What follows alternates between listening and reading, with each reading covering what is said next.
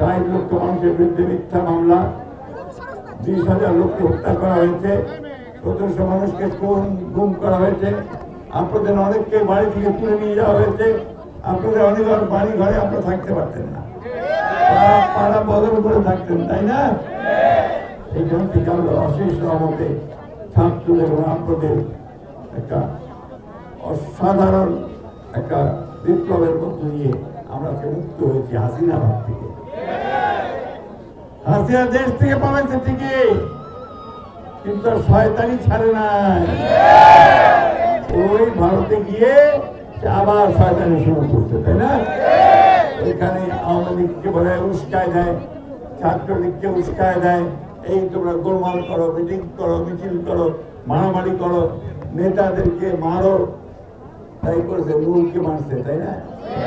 আমাদের আরেক নেতা রূপর ভাই, তাকেও মারছে।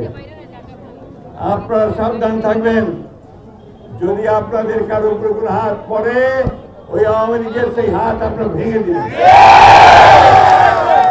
সেই হাত একদম ভেঙে দিবেন। একটা কথা মনে রাখবেন, এই দাঁড়ান, 2000 শিশু, ছেলে, কিশোর, মহিলাদের রক্তে আমরা এই স্বাধীনতা পেয়েছি। এবার 24-এ, তারও আগে 1971 সালে আমরা লক্ষ লক্ষ মানুষের রক্তের বিনিময়ে স্বাধীনতা পেয়েছি। এই দেশটা কেন দানি দেওয়া নয়, আমাদের রক্তের উপর দিয়ে পাওয়া দেশ। সেই কারণেই শেষ রক্তবিন্দু দিয়ে হলেও আমরা আমাদের দেশের স্বাধীনতা রক্ষা করব, আমাদের সার্বভৌমত্ব রক্ষা করব। ওইখানে আমাদের কোনো আপোষ নাই।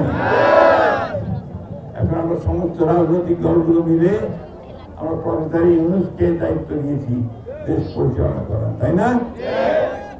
প্রফেসর ইউনূস চেষ্টা করছেন দেশকে মোটামুটি ভাবে পরিচালনা করে একটি নির্বাচনের দিকে নিয়ে যাওয়া। উনি তো আসছেন, ওনার জন্য রাজনৈতিক কিছু করার ইচ্ছা নাই, দেশকে একটা নির্বাচন যেন সুষ্ঠুভাবে দিতে পারে, সবাই মিলে সেই চেষ্টাই করছেন। তার জন্য আমরা কিছু সংস্কার দিয়েছিলাম, আমাদের 31 দফা মনে আছে আপনাদের? সেই 31 দফায় যে সমস্ত দফাগুলো দেওয়া ছিল সেগুলোই আজকে নতুন করে করা হচ্ছে। আমাদের আগে একটা পার্লামেন্ট ছিল না, শুধু পার্লামেন্ট, জাতীয় সংসদ। এখন আমাদের হবে 2টা পার্লামেন্ট, অর্থাৎ নিচের হাউস একটা বলে, এটাকে লোয়ার হাউস, মানুষের ভোটের সাথে নির্বাচিত হবে, আর একটা আপার হাউস, সেইখানে দেশের বরেণ্য মানুষ যারা, যোগ্য মানুষ যারা, যারা আমাদেরকে জ্ঞানে গুণে বিজ্ঞানে আমাদেরকে সহযোগিতা করতে পারবেন, সেই সমস্ত লোকগুলোকে সেখানে নিয়ে আসার চেষ্টা করা। বন্ধুগণ, আগে প্রধানমন্ত্রী আর রাষ্ট্রপতির ক্ষমতার ভারসাম্য ছিল না, সব কিছু প্রধানমন্ত্রী করে ফেলতো, হাসিনাই সব ছিল, তাই না? এখন থেকে রাষ্ট্রপতি এবং প্রধানমন্ত্রীর ক্ষমতার মধ্যে ভারসাম্য তৈরি করা হবে। আমরা স্বাস্থ্য ব্যবস্থাকে পরিবর্তন করব, আমরা শিক্ষা ব্যবস্থাকে পরিবর্তন করব, আমরা বিচার বিভাগকে সম্পূর্ণ স্বাধীন করে দেব। আগে কি হইতো, ওই সেক্রেটারিয়েট থেকে আইনমন্ত্রী বলতো যে ওরে জেলে দাও, ওরে জেলে দিয়ে দিল, ওরে রিমান্ডে দাও, ওরে রিমান্ডে দিয়ে দিল, ওরে ছাইড়ে দাও, ওরে ছাইড়ে দিল, তাই না? এখন আর ওইসব হবে না, আইন যেভাবে চলে, আইন যেভাবে আছে সেইভাবে চলবে, অর্থাৎ বিচার বিভাগের স্বাধীনতা নিশ্চিত করা।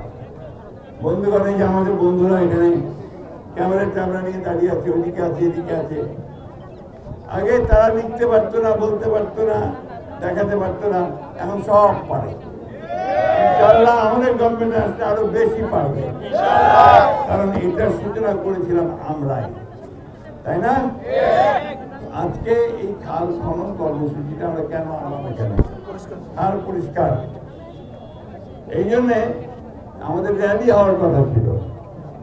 তো র্যালি হলে আপনারা এই রাস্তা একটু বিরাট ভিড় হয়ে যায়, গাড়ি ঘোড়া বন্ধ হয়ে যায়, ঢাকা শহর বন্ধ হয়ে যায়, মা বোনদের কষ্ট হয়, মানুষের কষ্ট হয়।